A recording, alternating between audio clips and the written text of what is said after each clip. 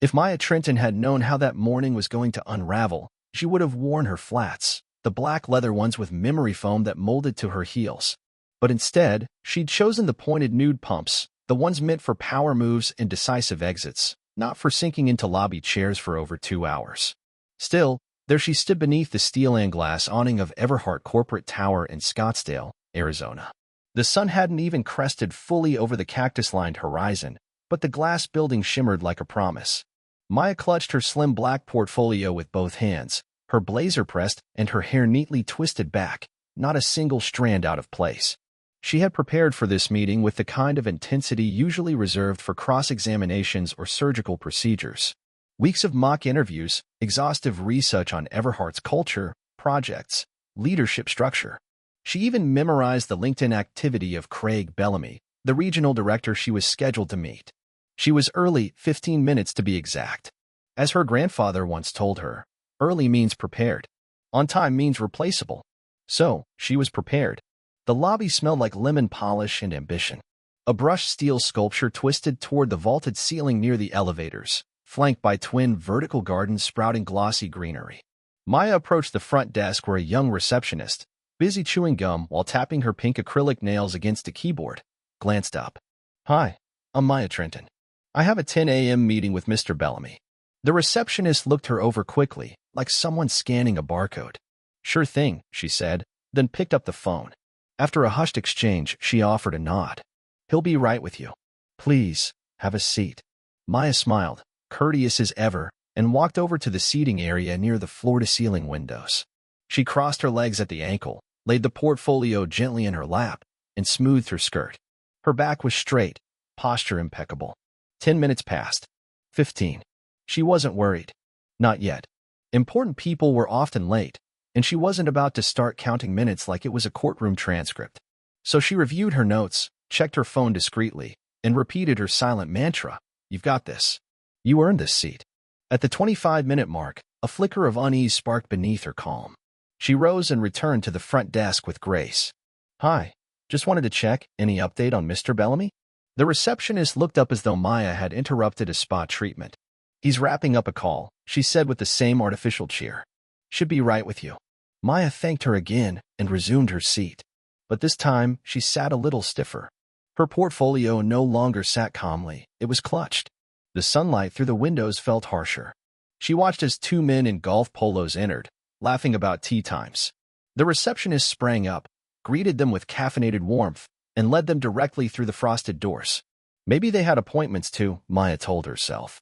Or maybe they didn't. But either way, something wasn't sitting right. She crossed her legs again. She adjusted her blazer. She checked her phone. 10:58 a.m. 58 minutes. A tightness formed behind her ribs, not anger, not yet. But the kind of silent tension that whispered, "They don't see you." Still, she refused to let it show. At 11:15, the pressure of the chair's rigid back began pressing into her spine. She shifted, still composed. She was raised to withstand discomfort with elegance. But across the lobby, more suits were being ushered in with smiles and nods, each one white, each one greeted like old friends. Maya felt invisible. Not just forgotten, ignored. Purposefully, actively overlooked. Even her reflection in the polished marble floor seemed dimmer, dulled by fluorescent overheads and indifference. Her breath grew shallow, the weight in her chest heavier. A janitor passed by, older, silver hair peeking from beneath a faded baseball cap. He pushed a supply cart without hurry. Their eyes met briefly. He nodded once. It wasn't pity. It wasn't surprise. It was acknowledgement. The kind that says, "I see you." Maya nodded back. She was still fuming quietly when a tall woman strode in wearing a navy pantsuit sharp enough to cut glass.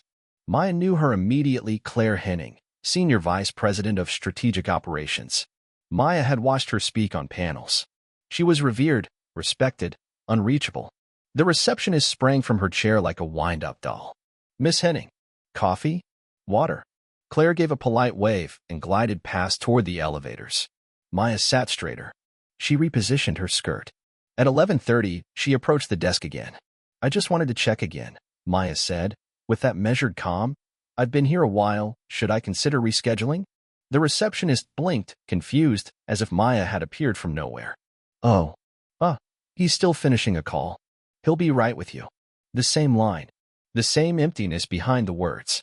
Maya smiled thinly and sat back down. This time, she didn't pretend to review her notes.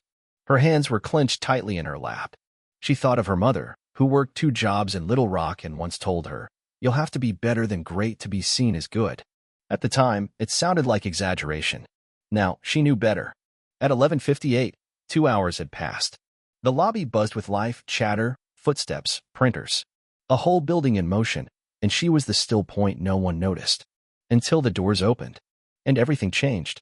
A small entourage swept in, 5 people in suits so sharp the air seemed to adjust around them. Maya recognized them immediately. Charles Renner, CEO. And beside him, Lillian Brooks, the head of global finance. The receptionist leapt to her feet. Even the delivery guy froze. Then, Maya Trenton, Lillian said with a warm smile, eyes finding her instantly. "I didn't know you were here today." Heads turned. Craig Bellamy's among them. He stepped out of his office and froze like a deer in fluorescent headlights. Maya rose. Steady. Proud. She walked forward, her heels silent assassins across marble. "Maya," Charles said, reaching for her hand. "It's great to see you again. Your proposal from the summit, it's still the talk of the board." "Thank you, Mr. Renner. It's an honor." Craig Bellamy stepped forward, his face flushed and his tone artificially bright. "Maya. Oh, I wasn't told. I'm so sorry for the wait. Something came up, but She turned to him, her voice calm but clear. 2 hours is a long time for something to come up, Mr. Bellamy." He stammered, reaching for excuses like they were smoke in the air. Nobody was listening. Lillian turned to Maya. "We were just heading to the executive floor. Join us." Maya nodded. "I'd love to." Craig offered coffee. She ignored it. Offered to carry her bag. She didn't hand it over. As they walked to the elevator, she didn't look back, but she felt the humiliation burning behind her. Inside the executive suite, the atmosphere shifted. She wasn't a name on a wait list. She wasn't a guest. She was at the table. Charles handed her a folder. "We're launching a new initiative. Leadership Development and Inclusion. We'd like you to lead it." Maya blinked. Inside were detailed plans. Budgets. Draft contracts. This wasn't a meeting. This was an offer. Lillian leaned in, her tone quiet but firm. "We need more minds like yours. That see systems before they break.